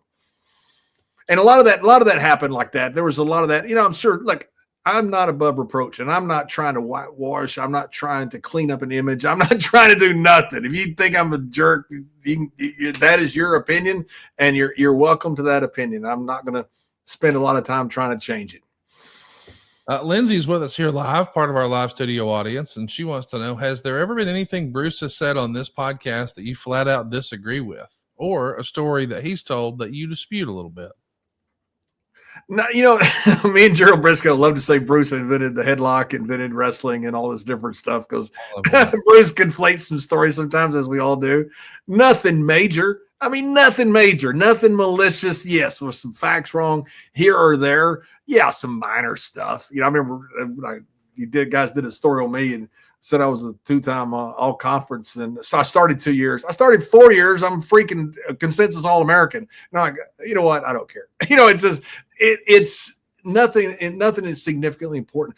The main thing with Bruce, and the main thing is like with you and with so many guys, there's no malice intended. No. Zero. I mean, I'd say stuff all the time. I heard Dutch tell a story about me and him being somewhere, and we weren't there. Dutch isn't lying. Yes. Now, he's not representing what happened, but Dutch isn't telling a story. His intent is not to deceive. His intent is not to deceive. You know, we talked about that so much. Dutch just over the years, I think, you know, remembered us being there. That's not a big deal. It's not material to the story. Is it factually wrong? Yeah, but who cares? It's 30 years ago. Same with Bruce. There's no malice there. There's no something, hey, I'm going to say this to try to change my legacy. I'm going to change this to try to change history. I'm going to try to change this to make me look better. You know, facts get conflated. We were on the road every single night. And did it matter to us if it was Detroit, Cleveland, LA, or Sacramento? It didn't matter to us. We didn't remember stuff because of that. We remembered events. And sometimes you can picture the dressing room, but not really remember the arena that you were in. But you certainly don't, oh, I remember that time we were in Stockton and we did this. That just didn't matter to us. You got any good Dutch Mantel travel stories? I had so much fun with Dutch. Dutch, one time we were in Yeehaw Junction, and Dutch was coming along, and I love Dutch, by the way. Wait. What the hell is a Yeehaw Junction? You just said we all know what that is. Okay, I'm sorry. So if you're in Florida, you know where Yeehaw Junction is. That's where you turn and come to Orlando, coming up from like Miami or something like that, I believe is what it is. But that's where you turn at Yeehaw Junction. That's where Brian Blair, I believe, was told to get in the back of the car and moon Pat Patterson, and he mooned the diner at Yeehaw Junction by mistake, and the Briscoes drove off and left him with his pants down in the parking lot. So it's a pretty famous place. And Dutch, I saw him with what's the guy's name he does the show with? They do a great job. I love that. James, yes. James, he does a great job. Those guys are all, he is so good. He's so factual. He's really good. He got a great banter about him. Yes. And I saw him the other day talk about something, and Dutch said, well, did he mention me? And James said, I'm not sure if he did. So Dutch, I'm mentioning you. I love you, Dutch. And James, I think you do an incredible job. But we were somewhere around Yeehaw Junction, and Dutch had to make a phone call. Back then, of course, we didn't have cell phones. So Dutch gets out there on a busy intersection, and he's on the payphone, and he's sitting there calling him. We got the Zubaz on, and we used to pants people all the time with Zubaz. You talk about bullying. Yeah. If you want to call that bullying, yes. Yeah, you can call it whatever the hell you want. It was fun. So Dutch is sitting there, and I went up behind him, and I pantsed him, and I pulled his pants down. He's got those little hairy legs, and he's got his socks up to halfway up his calf, and he's got red and white striped briefs, and his shirt is tucked into his briefs. Now imagine that. Dutch Mantel, all that, the hairy guy, he's got his hairy legs, he got his shoes on, and his red and white briefs on, and he's on the phone, and I've stepped on his pants where he can't pull them up. And he's on the phone, and he can't get to it because the cord of the phone. Oh, my God. He was so mad at me. It was great. People are honking. It was tremendous. What a great story. Dutch was the best. Dutch was one of the most entertaining guys I've ever been around in my life. We would sit there, and Dutch would just make up stories. He was the greatest roommate. He was the greatest everything. Dutch was fun to be around. When I asked Jeff Jarrett, if you had your dream car, we're going to be going down the road, we're going to make a trip, and you're going to fill this van up. Who do you want in there just telling stories and holding court? He didn't hesitate. Well, Dutch Mantel, of course. Yeah. And then he thought about who after that, but Dutch was the go-to. Dutch was one of the most entertaining guys I've ever been around. He would sit there sometimes, and we'd be bored, and Dutch would go, well, I'm going to tell you a story. And he'd sit there, he would make up the story, be a fictional story. And it was the most entertaining shit, but he would make it up on the fly, just going down the road, making up a story, and just for fun, because he wanted to do something. And his brain, he's one of those brains that goes 100 miles an hour when life goes 50. He's ahead of life. And Dutch he is a funny dude. I love Dutch. I want to ask you a question about Terry Funk here. This one comes to us from a Silver Bullet 9442. Any memories of the tag match at Fully Loaded 98? It was Bradshaw and Terry Funk versus Farouk and Scorpio, where Bradshaw abruptly turned heel on Terry Funk because Terry told Bradshaw he was going to retire after the match. This is a forgotten pay-per-view match, but I always had a great memory of it. That is indeed going to be his last televised appearance for the WWE. At least as a wrestler. He had two more shows, August 1st and August 2nd. Those were house shows where he worked against Mankind. And that's it for Terry Funk in a WWF ring in 1998. What do you remember about that tag team pay-per-view experience with Terry Funk of all people? I don't remember if that was the one in Austin, Texas. Was it in Austin, Texas? Actually, no, it was Fresno, California. Okay, so we worked in Austin, Texas, maybe right before that when we first put us together.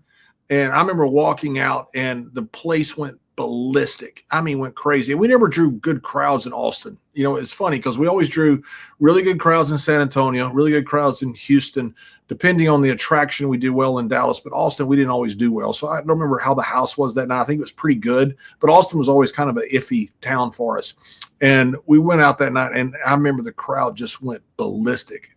In fact, that was the night that Vader had the heart attack, had to restart his heart. That was the same night that Vader died and revived himself. But after Vader revived himself, me and Terry Funk go out, and the place, goes nuts. And I thought, man, I am freaking over. This is incredible. I can't believe people in Texas love me. Hang on, let me ask you, do I have this right? Is it Shotgun Saturday Night at the Frank Irwin Center in Austin, Texas on June 16th? Think about this. What a lineup this is. This is it. I didn't know this match happened, but when we finish recording, I'm going to go see if I can find it. Bradshaw, Dustin Runnels, and Terry Funk. So you got Dustin Rhodes, JBL, and Terry Funk on one side, Jerry Lawler, Brian Christopher, and Scott Taylor on the other side. So you got Funk and Lawler, one of the most legendary feuds of all time, the son of Dusty Rhodes, and you against Jerry Lawler and his son and Scott Taylor. What a six-man that is. I got to go find that. Yeah, you talk about being in heaven, but I remember walking out and hearing the crowd pop, and I literally for a second, I thought, man, I'm over. Then I realized I just walked out with Terry Funk in Texas. Yeah. And literally, I went to the ring, and nobody noticed me. I could have set myself on fire. I could have disappeared. Nobody would have noticed. It was all about Terry Funk. And I just remember thinking, God, this is so freaking cool to be out here with Terry Funk. I grew up, in a position kind of between the two territories where I could get some of the Amarillo wrestling. And we always got Amarillo wrestling with Don Slatton, the lawman out of Abilene, when the Funks would come in. And I'd get to go over there and see them. And then we got the Von Erichs also. So I grew up watching Terry. So this was a huge treat for me. And when I came out and that place went nuts, literally for a second, my stupid self thought, man, I'm over it. Then I realized, nah, I'm with Terry Funk. So I tell you, when I turned on him, I came to the Dallas airport, and I used to fly through there all the time. And you know how it is when you fly through the same airport, you get to know people, and people, would always say hi. The only time some guys said something to me, this is back before 9/11 when the security was, so strict as it is now. They were in security. And as I walked through that day, one of them looked at me and goes, that wasn't right last night. And he's an old cowboy. He could tell there was massive heat that I turned on Terry Funk.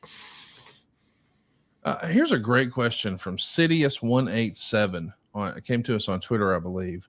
How is the esteemed Ron Simmons never had a WWE championship match against JBL during his storied reign? I didn't even think of that at the time. But, man, do you want to talk about full circle? That would have been really cool to have Ron be the babyface for JBL. What was that ever discussed? Were you advocating for that? Was he just not physically able to at that point? Was it a contract issue? What do you remember? I don't think it was ever advocated. I don't think it was. Ron and I didn't want to work with each other. Okay. When we split up as a tag team, we just thought that it was something that I'm not sure why. We'd worked with each other a million times, by the way. So it wasn't like we didn't want to work with each other, period. We just didn't want to do the old tag team split. We were really close friends, but now it's a work. I get all that. We didn't really push for it, me or Ron. But Ron had been hurt. Ron retired, he's a little bit older than me. Same age he retired as when I retired as well, about the same age, from injuries. And, Ron was a 600-pound bencher. He played nose tackle back when they didn't have any rules. He was with the Steiners and all these guys back in the early 90s with Butch Reed. He'd taken a beating. And so Ron was in a point where I'm not sure he wanted a match. And I'm not sure physically, how he would have been able to do. He's Ron Simmons, so he would have made it. But I think that was a part of it. GVB Lover 77 says, since JBL was supposed to be a J.R. Ewing kind of character, I was wondering if John ever met Larry Hagman, and did he have any feedback on the JBL character he felt like was similar to the J.R. Ewing character? Yeah, I've been to South Fork Ranch, and I did some vignettes there. Had a lot of fun there, going there and seeing that, because I was a huge J.R. Ewing fan. Vince never saw JBL as J.R. Ewing, ever. I've heard an interview he did where they asked about it, and he just looked at it like the guy had three heads. He never saw it that way. I saw it that way. I saw it as J.R. Ewing ripoff is how I saw it, and a Ted DiBiase ripoff. But Vince didn't see it that way. So there was never association with J.R. Ewing because Vince did not see this as a J.R. Ewing character. Me personally, that's where I got a lot of inspiration from. Man, that's pretty cool. I know that we talked about him once with JR, and he met Larry, and he didn't feel like Larry was too thrilled that he was calling himself JR and wearing a cowboy hat. Like J.R. Ewing, Larry Hagman always wore a cowboy hat through the airports, to kayfabe and not that anybody thought he was the real J.R. Ewing, but he wanted people to see the character. Yes. WA2K99 says, why did JBL almost always wear a white cowboy hat? That's an interesting question. I think it had to do with, JBL thought he was the hero. Yes. And, JBL thought he was an American hero. JBL thought, a true heel believes they're the hero in the play. And, it may be a perverted version of why you think you're the hero, but you think you're the hero. So JBL always thought he was the hero. So a white hat to JBL wouldn't have wore a black hat. I mean, JBL would think that's for bad guys. Curtis Frost had a tweet that I thought was kind of interesting. I met JBL, Ron, and Teddy Long at the Hard Rock Cafe during a family vacation in high school. They were nice enough to give me their autographs. But what's the most respectful way to approach a wrestler when you see them in the wild? So that brings about that is a good question. You should answer that for people who are looking to meet a wrestler. But at the same time, I want to know, what is the weirdest experience you've had? Like where someone asked for an autograph and you were like, now? We're doing this now? You have to have one of those. Oh, yeah. I've had it. I had it in the bathroom. I had it during WrestleMania one time during a break. Guy wanted to get a selfie with me while I'm literally at the urinal taking a leak. So it was because I snuck out and gone to a bathroom, and I didn't realize it was a public bathroom. And when they see me, they realize that, hey, there's JBL. I've got to get back within 2 minutes to get to the announce table. I didn't realize it was a public bathroom because back then me and Cole did the whole show. So he'd be out there for 5 hours counting the pre-show. And people were trying to take selfies with me while I'm taking a leak. So it was it was a very unique experience. Can't imagine. What's back in the day, I didn't sign anything. I didn't sign nothing. I mean, I'd go in. I remember one time I was walking into an arena and some lady told me, she goes, hey, listen, I know you're just playing a bad guy, and I want you to get my kid's picture with you and some autographs and stuff. And I just looked at her and walked off. And she goes, you're an asshole. Perfect. Yes, I am. But, we kayfabe back then. And, a lot of guys didn't, but, I did. And I always thought I thought it was important, especially around arenas, because that's your hardcore fans. That's why I didn't sell any merchandise in arenas. I didn't want somebody buying a JBL shirt and seeing that on television. It looked like I had a fan. I didn't want a hardcore fan that had sat outside the building to sit there at ringside and say, hey, man, I met JBL back there. He's nothing like his character. He's really a nice guy, because that spreads. And I think it hurts you. Right or wrong, that's how I did. That's how I was broke into the business. I know it's changed, but it was changing then too. It was rare that I was one of the ones that still did that. Great question here from someone somewhere. He says, was there ever a time a talent asked you to take a little something off the clothesline from hell? Also, is there a time where you delivered a clothesline from hell and immediately thought, oh shit, I killed him? Thank you. And you're doing great on the pod. Years ago when I was talking to Mick Foley, he told me that there were two types of mandible claws. One where it was a working mandible claw, no insertion. And then the real mandible claw, of course, he's not actually going to apply a bunch of pressure. Were there two versions of the clothesline from hell? Of course there is. Yeah, of course there is. You've got certain clotheslines. And the main thing is the clothesline from hell, you have to understand, if the guy bumps well, it looks terrific. Nobody gets hurt. If the guy didn't bump well, we both get hurt. So, I'm always, especially if I'm going around like on Independence or something, you don't know how a guy's going to take it. And if they freeze up and stand there and turn, I mean, you can blow out a bicep, you can blow out a shoulder. You're going to hurt them. You're going to hurt yourself. And so you want to be higher. You want to be more into the body. So there's a lot more contact being made in case they don't know how to bump. Now, as far as just maliciousness, not necessarily. I mean, the clothesline, it was always a finish. It was usually filmed. So I usually always had to deliver it in a way that made it look good, whether it was a guy that you liked very much or a guy that you didn't know very well. John, we are recording right now on Friday morning, and I know that this show comes out on Monday. So I apologize, but this is probably old news to a lot of you as you're listening right now.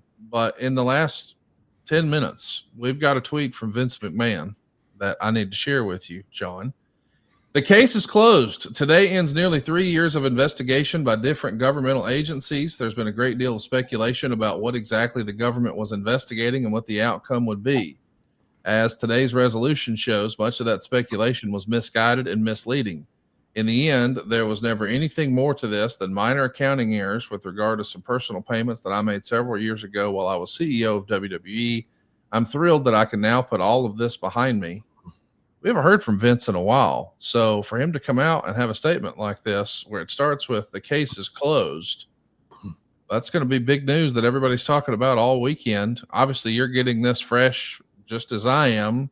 What do you make of that?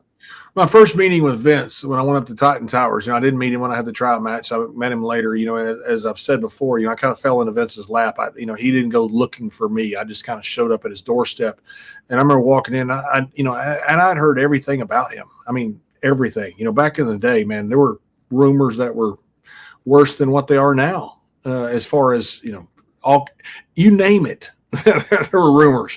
It tends to happen when you have a guy who doesn't respond. Vince doesn't respond to a lot of stuff. He didn't back then either. So when you make up a rumor, it just kind of takes a life of its own, whether it's true or not. And I remember sitting there with Vince, and he sat there and he said, I told the government, and he put up his middle finger like that. And he said, and I beat him. He said, not worried about it at all. And I remember thinking, this is a ballsy dude, man. This he ain't scared of nothing. Now, not talking about the veracity of any of these claims or stuff. But Vince has won lawsuit after lawsuit after lawsuit. He doesn't settle, not normally. He's willing to fight. He's got a great attorneys, and he's willing to prove. He's one of the few guys, that has money that's willing to prove that he is right about things. And I say right, that's going to get all kinds of, right about stuff like this. I don't know any stuff about these other claims that, have been there. I didn't hear about them when I was there, and I'm reading about them like everybody else. Don't know any of the truth or not of any of them. We got another question from Andrew Dice Clay, one of the best follows over on Twitter. He says, was JBL as angry as he seemed on the Bite This episode when the Ultimate Warrior referred to Draws as a cripple? I don't remember it that well. I kind of remember it a little bit. Yeah, I don't remember it that well. I think it's classless, absolutely classless. Hearing it right now, I think it's absolutely classless, 100%. Now, is this something that I would have done in character, which is kind of how I figure things out? Whether it's you would have been a heel, so you wouldn't. I mean, you weren't saying he was a cripple. Ultimate Warrior did, and you went the fuck off on the Ultimate Warrior. Yeah, and I'm saying what I was saying was what I have done this as a character. That sounds like real Layfield though, getting fired up about calling a guy. Yeah, I thought the world of Draws. We went hunting together. We were friends. Yeah, I don't remember this, but I think that's a real piece of shit move, if that's what he said. Absolutely classless. If you're doing this in a work and Draws is in on it, I get it.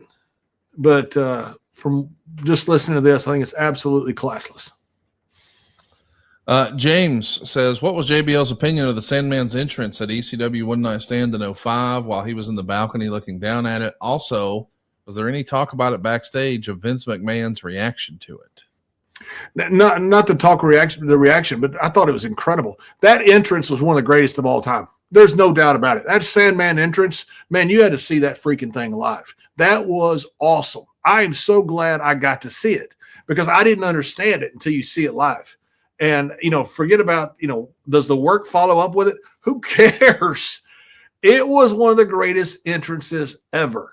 I just thought, I don't know how they hit it out of the park so well with that, but that was really fun to watch. I remember one of those nights we had with ECW. I remember telling Vince, I said, we're leveraging our whole company, putting these guys over. I said, is this what you want? And he said, yep, that's what I want. He was wanting to, make it work. But, these guys were great workers. I mean, a lot of people that mistake ECW mistake the fact that there were a lot of great workers there. Now, when I talk about Sandman, I'm not sure I'm talking about the great working part of it. The entrance was incredible, absolutely incredible. That to me is great working.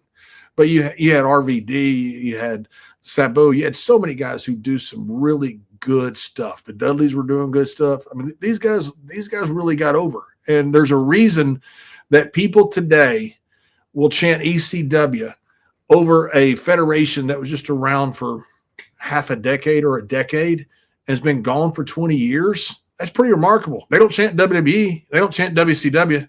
They will chant ECW. That was a remarkable place. Aldo Manuel Banda says, can John tell the story behind the time him and Ron Simmons gave Howard Finkel the wedgie from hell? Oh my God. I can't believe somebody hadn't brought this up before. This is great. So Ron and I, we won Howard Finkel in a poker contest. What a sentence. We won Howard Finkel. Yeah, we won. I think it was Mr. Hughes bet him or something. I can't remember who it was. We won Howard Finkel in a poker contest. So it was I guess it was a ribble. I have no idea. So that night, Howard's going to cause us to lose. And we're going to, last thing you're going to see is get ready to squeal like a big boy. That's what they want us to say. So listen, it's a work. People are going to say, oh my God, that's over the top. You think? Yeah, of course it's over the top. It's a work. So they tell Howard. Howard's wife calls Titan Towers and says, you better not do this. So the whole thing that day is like, we and Ron don't know what we're doing because Howard did not want to do it. I mean, he's in tears almost. And so it's a work. Now get it. People are going to look at this and go, oh my God, this shows you how bad it was back then. You know, I will finish this in just a minute. Now, and if you think that's bad, the fans are worse. So I will tell that point in just a minute. So Vince would, Howard, are you a man or a mouse? Oh, because his wife was calling Titan Towers. So anyway, we do the scene with him, and they had talked us out. They watered it down somewhat. You know, that was the first. But that's pretty much how the scene ended, was get ready to squeal like a big boy. And you know, it's like the freaking deliverance scene. So the next week we think we're going to walk out and people are going to like boo the shit out of us. Cause like, dude, these guys just like, these are the deliverance boys. They cheered us. The fans cheered us over that. My God. It was crazy. It was one of the craziest moments ever. And I'll tell you one of the best parts. Ron came in, he goes, what are we doing? I said, I don't know. I think we're banging Howard. He goes, yeah, what segment? Didn't even care. Didn't even care at all. That's how little we cared about stuff like that. You know, it was a work to us. And it was. I love that. Yeah. What segment? What a great answer. What segment? Bobby wants to know, what did John think of the brief pairing with Bear and Corbin? And what were the plans laid out when this idea was initially drawn up? No plans were laid out. They called me when I were in Oklahoma, and they said, would you come cut a promo in Oklahoma? I'd fly myself in for that. I'd do it right now. I'd cut a promo in Oklahoma. I've been doing that my whole freaking life. So you know, half my relatives are up there, but we need a wall in this country, not between Texas and Mexico, between Texas and Oklahoma. Keep them damn Okies out of the promised land. So, you know, but in their defense, they have, you know, shiny meth labs and nice bingo parlors up in Oklahoma. But they wanted me to come in and do a promo on Oklahoma. That's easy. I grew up, you know, with the Texas-Oklahoma rivalry, the Red River Shootout, which they don't call that anymore for political reasons, politically correct reasons.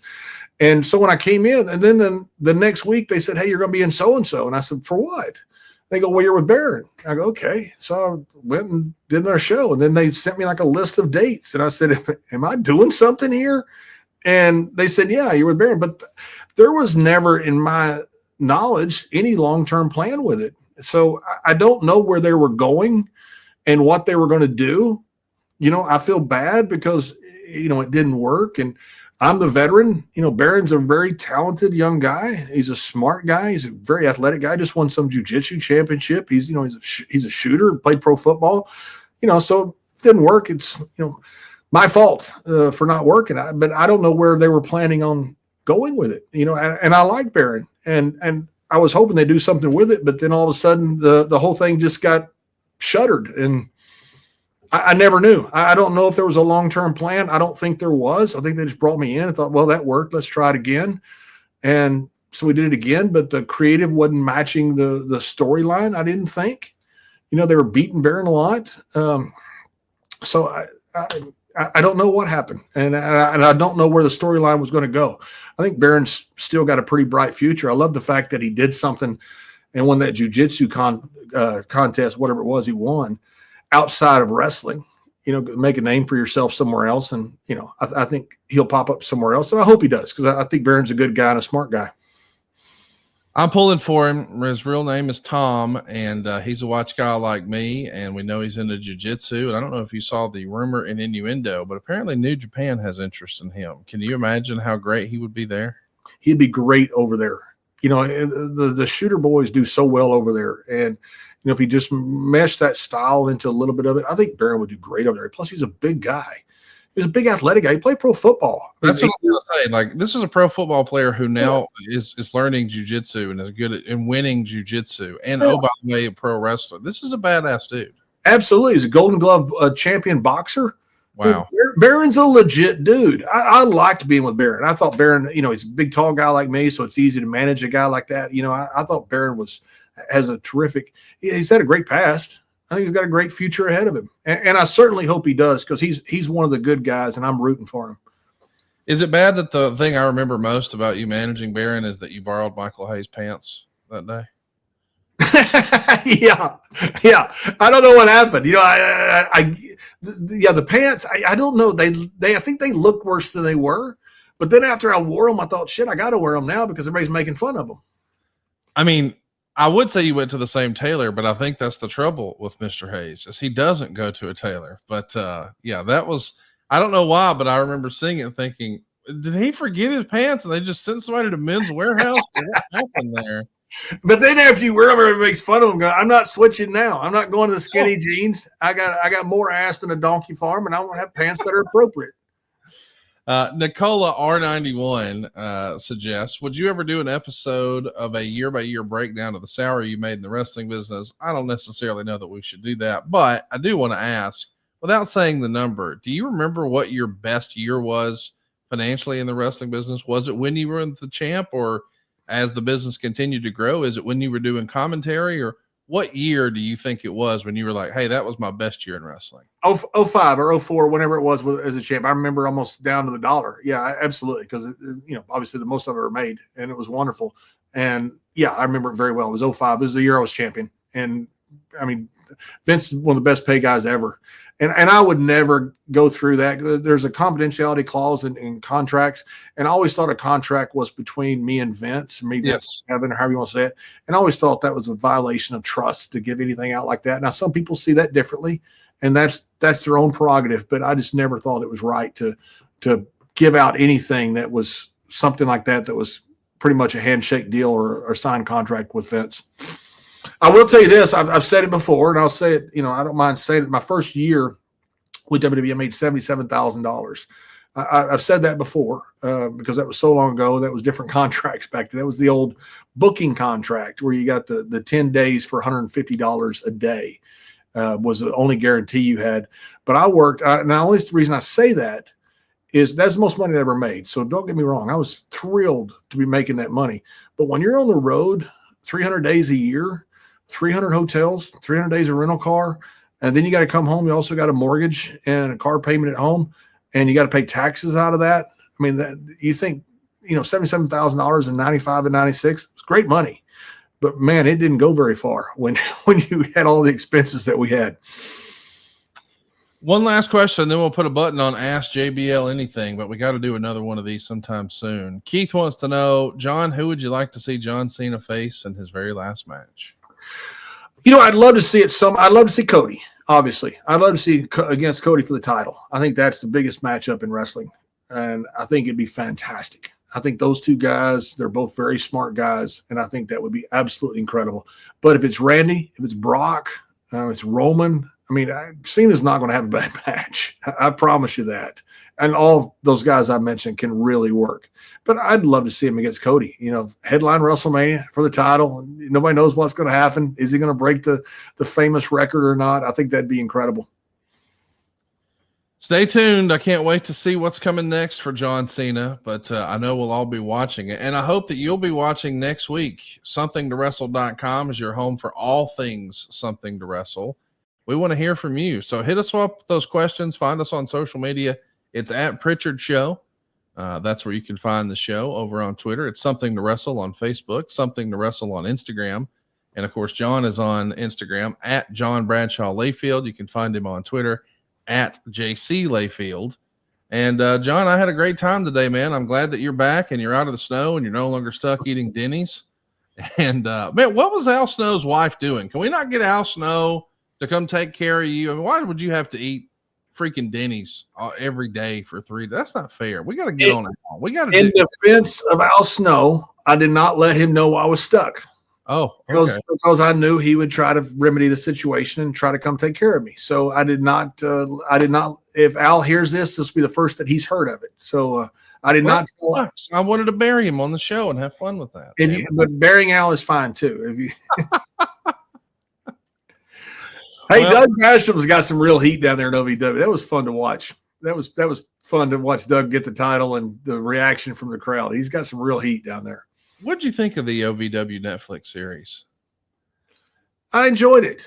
I enjoyed it. I think it's great. It's how they follow up on it, which I think is what they're doing now. With trying to figure that out.